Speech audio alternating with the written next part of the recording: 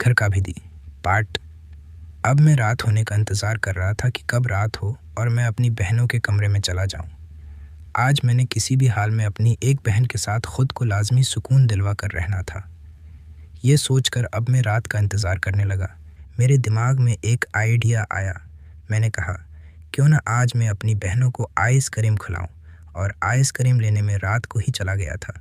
मैं आइसक्रीम ली और अपनी बहन को कहा कि आइसक्रीम फ्रिज में रख दो, रात को जब हम मूवी देखेंगे तब हम सब मिलकर खाएंगे। आखिरकार रात का वो वक्त आ ही गया।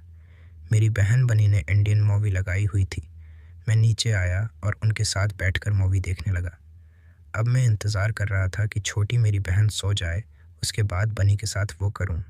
लेकिन मेरी छोटी बहन सोने का नाम ही नहीं ले रही थी। रात के 9 बज रहे थे और मेरी छोटी बहन की आंख लग गई। अब कमरे में सिर्फ मैं और बनी थे और मूवी का भी एंड चल रहा था। मैंने बनी को कहा, बनी जाओ, मेरे लिए आइसक्रीम लेकर आओ। मैंने बहाने से वो आइसक्रीम बनी के कपड़ों पर जानबूझकर गिरा दी। बनी ने कहा, भाई ये आपने क्या कर दिया? आपने मेरे सारे कपड़े ख़राब कर दिए। मैंने कहा, बनी कोई बात नहीं, मैं ही साफ़ कर देता हूँ। अब मैं हाथ से वो आइसक्रीम साफ़ करने लगा, लेकिन वो साफ़ होने की बजाय और फैलती जा रही थी। मैंने बनी को कहा, एक काम करो, तुम ये कपड़े हटा दो और जाकर बाथरूम में धो लो। बनी ने कहा, भाई आप पागल हो गए हैं, कैसी बातें कर रहे हैं? आप अपने रूम में जाएं, मैं खुद ही साफ़ कर लूँगी।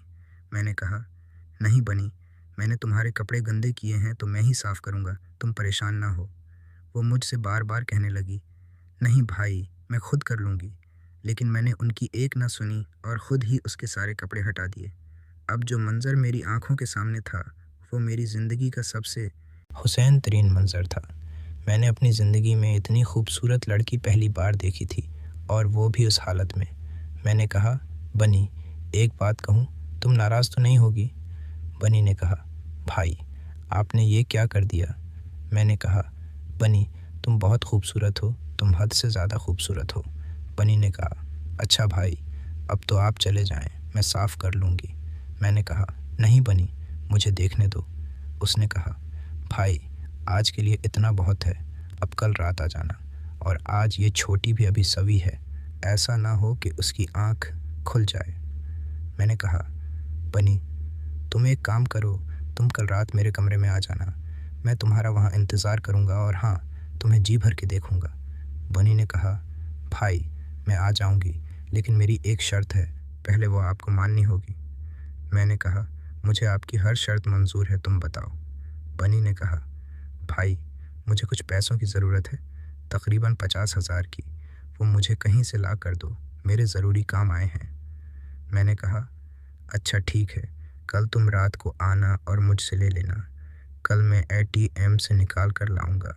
उसने कहा, ओके, अब तुम भी जाकर सो जाओ। और इसी तरह मैं रात को अपने कमरे में वापस आ गया।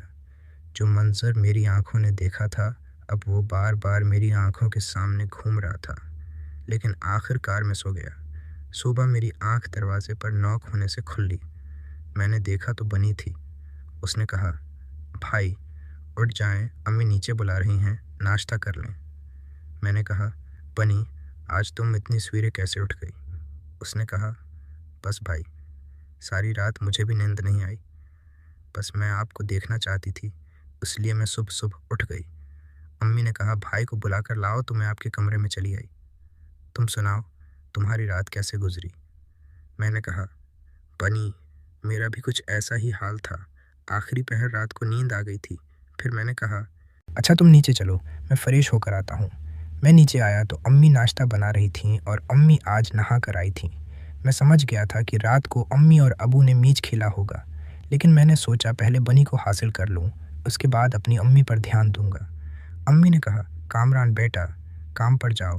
मैंने कहा, अम्मी अभी तक मैं काम ढूंढ रहा हूँ, कोई काम मिले तो मैं भी जाऊँ ना। अम्मी ने कहा, बेटा घर पर रहने से तो नहीं मिलेगा, बाहर जाओ, किसी से मिलो। मैंने कहा, अच्छा अम्मी आज जाता हूँ, एक दोस्त है उसको बोलूँगा। और फिर मैं बाहर आ गया। मेरा एक दोस्त था, मैं उसके घर गया।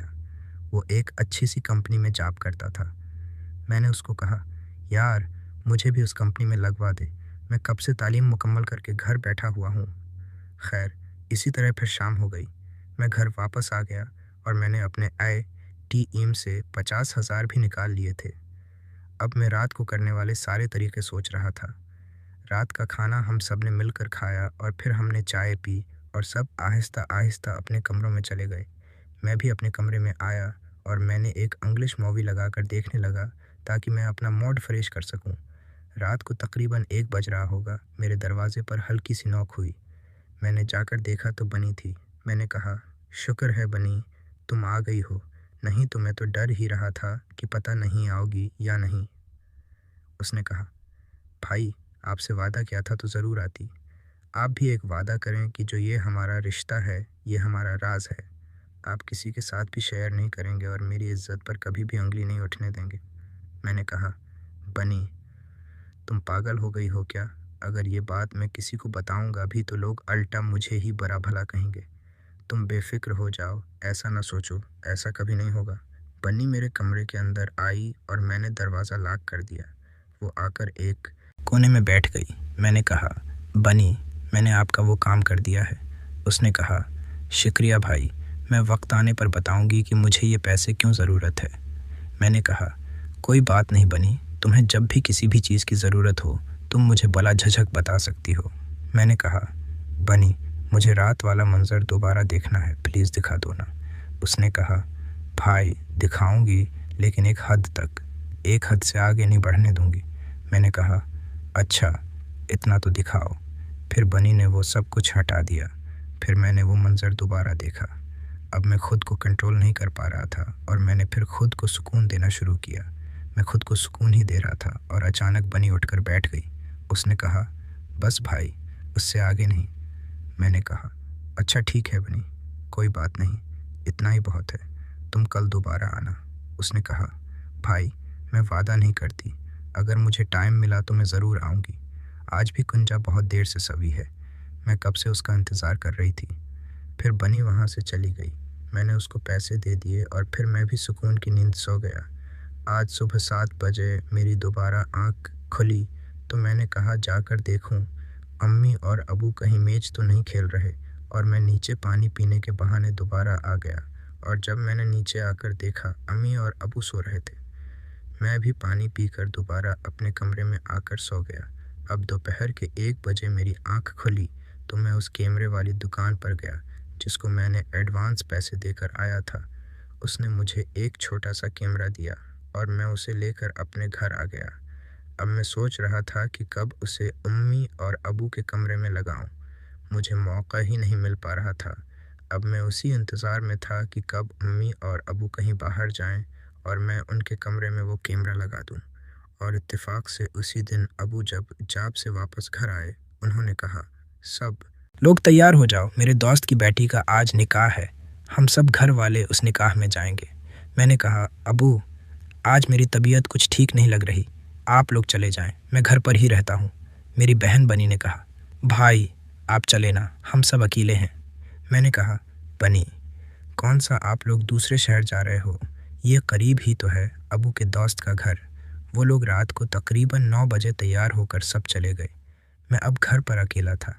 मैंने वो कैमरा अम्मी और अबू के कमरे में एक कोने में सेट कर दिया जहाँ से वो कैमरा नज़र नहीं आ रहा था और उसको अपने मोबाइल के साथ कनेक्ट कर दिया। अब मैं जब चाहूँ उस कमरे में देख सकता था कि वहाँ क्या हो रहा है, और इसी वजह से मेरी अम्मी मेरे करीब आने वाली थी, मैंने सोचा भी नहीं था। रात को तकरीबन 1 बजे सब घर वाले वापस आ गए और थके हुए थे। सब अपने अपने कमरों में चले गए। अब मैं अपने मोबाइल फ़ोन में उस कमरे का मंजर देख रहा था कि कब वो मीच खेलना शुरू करेंगे। लेकिन सारी रात गुजर गई। अम्मी और अबू ने मीच नहीं खेला और मेरी रात वैसे ही गुजर गई।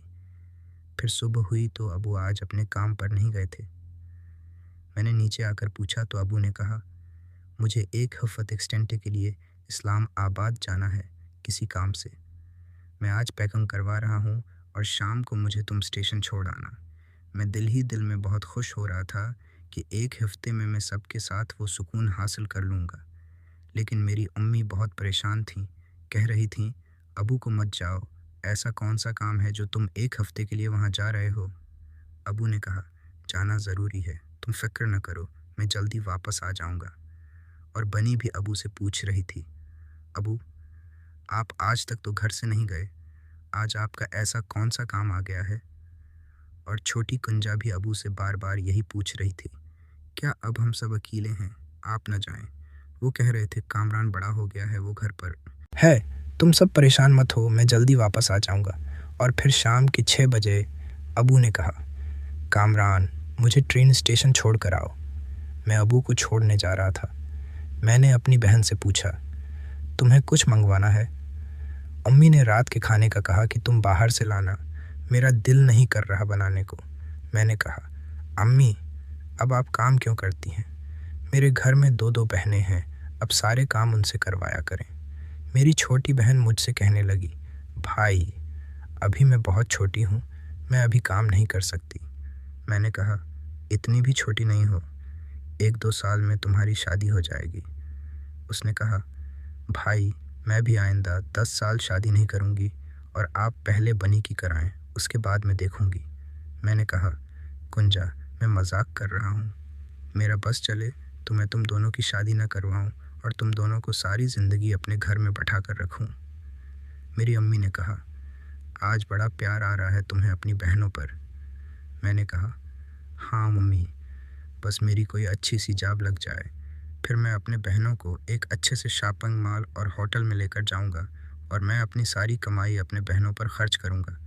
तो अम्मी ने कहा, मुझ पर नहीं करोगे? मैंने कहा, अम्मी, आप पर खर्च करने के लिए अबू है ना, आप अबू से ले लेना। अम्मी ने कहा, तुम्हारे अबू में इतनी जान कहाँ कि मुझे वो खुश कर सकें। मैंने कहा, अम्मी, क्या मतलब, अबू आपको खुश नहीं रखते? अम्मी ने कहा, नहीं नहीं, ऐसी तो बात नहीं है। मैं समझ गया था कि अम्मी मुझसे क्या बोलना चाहती हैं, लेकिन वो वक्त भी नहीं आया था कि सारी बातें अम्मी के साथ कर सकूं। और फिर मैं बाहर से 1 किलो कढ़ाई बनवा कर लाया था, जो कि अबू ही पैसे देकर गए थे।